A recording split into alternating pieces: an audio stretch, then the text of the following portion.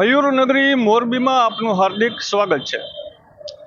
આ બોર્ડ આપ વાંચી રહ્યા છો, મોરબીના ભક્તિનગર સર્કલ પાસે આવેલો જે મોરબીનો મુખ્ય પ્રવેશ દ્વાર કહી શકાય તેવો આ ગેટ છે, એટલે જે આ બ્રિજ છે ત્યાંથી આ લાઈવ આપને બતાવી રહ્યા છીએ।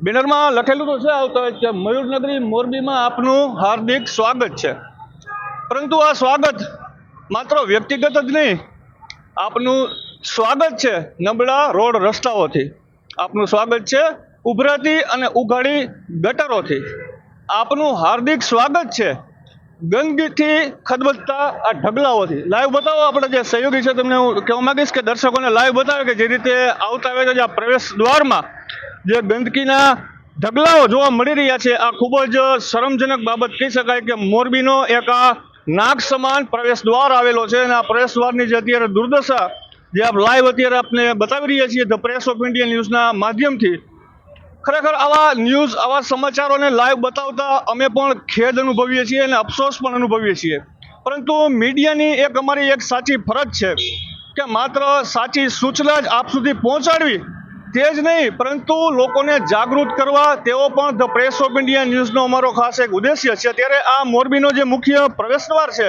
અને જો તેની પણ આવી દુર્દશા હોય તો અંદર મોરબી શહેરમાં શું દશા હશે તે અકલ્પનીય પણ કહી શકાય। આપણે આમ બાજુની તરફ દ્રશ્ય બતાવીએ, અમારા જે કેમેરામેન છે તેને કહેવા માંગુ કે આ પ્રવેશદ્વારમાં અંદર આવતા જ આપ જોઈ રહ્યા છો કે જે આ તમામ અબોલ જીવ, જે આ તમામ જે રેઢા ઢોરા અહીં ઊભા હોય છે અને આ વાહન ચાલકોને અકસ્માત નડે તેવી શક્યતાઓ પણ અહીં જોવા મળે છે। નગરપાલિકા એવા દાવાઓ કરી રહી છે કે જે આમાં રેઢા ઢોર છે તેને અમે પકડી રહ્યા છીએ, તો પછી આ દ્રશ્યો કેમ સામે આવી રહ્યા છે અમારો સવાલ છે।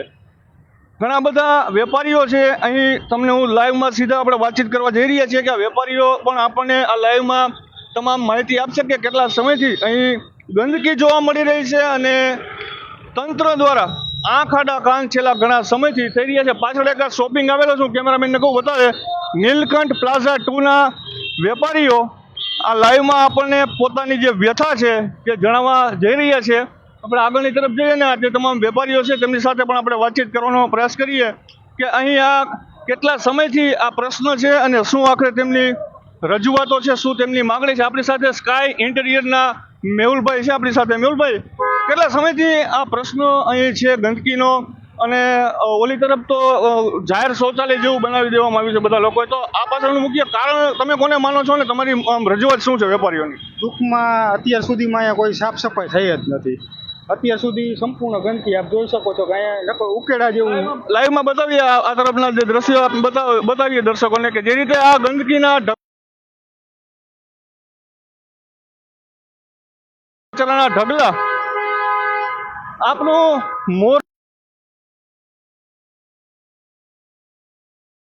ઢગલા મોરબીની જે ખરેખર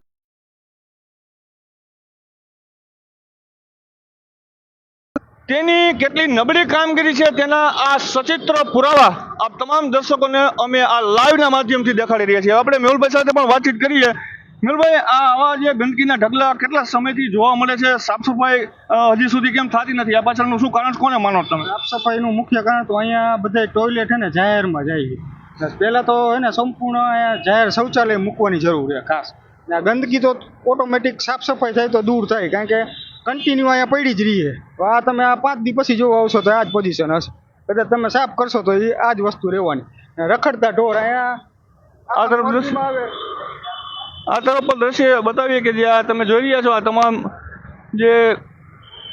તમામ રેઢા ઢોર પણ અહીં પ્રવેશતા જ પ્રવેશ દ્વારની વચ્ચે જ બરાબર અડીંગો જમાવીને ઊભા છે અને વાહન ચાલકોનો ખાસ તો અકસ્માતનો ભોગ લેવાય તેવી પણ અહીં ભીતિ જોવા મળી રહી છે। જોકે આ જે અબોલ જીવ છે આ દોષિત આ નથી, દોષિત છે એ તંત્ર વાહકો, જેમની જવાબદારીમાં આવે છે કે આ તમામ જે અબોલ જીવો છે તેમની યોગ્ય વ્યવસ્થા કરવી, પરંતુ તે આંખ આડા કાન કરવા સિવાય બીજું કશું જ ઉકાળી નથી રહ્યું। ત્યારે જે વેપારીઓ છે આ મીડિયાના માધ્યમથી લાઈવમાં કંઈ પોતાની જે વાત રજૂ કરવા માગે છે, આપણે એક એમને પણ પૂછીએ કે ખરેખર આ કેટલા સમયથી આવું અહીં જોવા મળે છે? મેહુલભાઈ, આ પરિસ્થિતિ કેટલા સમયથી છે અને રજૂઆત છતાં પણ કેમ હજી સુધી કંઈ જોવા મળતી મળી? લગભગ 1-1.5 વર્ષથી તો હશે, કારણ કે કોઈ સાફ સફાઈ થઈ જ નથી અહીંયા। જેદુના બ્રિજનું ઓપનિંગ થઈ ગયું, જેદુનું કોઈ આ વસ્તુ અમને 1-1.5 વર્ષથી છે ને આ લોકો જાહેરમાં અહીંયા ટોયલેટ કરે છે. એટલે એ પહેલાં તો એટલી દુર્ગંધ આવે કે તમે અત્યારે અહીંયા નથી ઊભા રહી શકતા. એટલે મોટો પ્રશ્ન તો પહેલાં તો જાહેર શૌચાલયની છે કે જાહેર શૌચાલય હોય તો થોડીક ચોખ્ખાઈ વ્યવસ્થા જળવાઈ રહી. એટલે કારણ કે લોકો અહીંયા જાહેરમાં ટોયલેટ કરવાના છે તો ગંદકી વધારે ને વધારે થવાની અત્યારે દુર્ગંધ આવી જ રહી છે.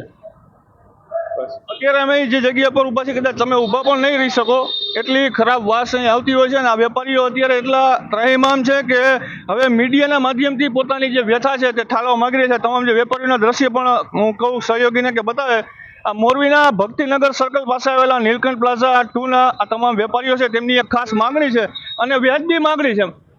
મુખ્ય મુદ્દો એ છે કે મોરબીના નવા બસ સ્ટેન્ડથી લઈ અને અહીંયા સુધીમાં એક પણ જાહેર શૌચાલય નથી બનાવવામાં આવ્યું, જેના પરિણામે લોકો જ્યાં ત્યાં જવું પડતું હોય છે અને જે પરિણામે ગંદકી ફેલાય છે આ ગંદકીથી ભવિષ્યમાં રોગચાળો પણ વકરવાની શક્યતાઓ છે. ને આ રોગચાળામાં જો કોઈ બીમાર પડે અને મોટા ખાટલે જો આવે તો આમાં જવાબદાર કોણ છે? આ તમામ વેપારીઓ વતી અમે એક આ સવાલ પૂછી રહ્યા છીએ.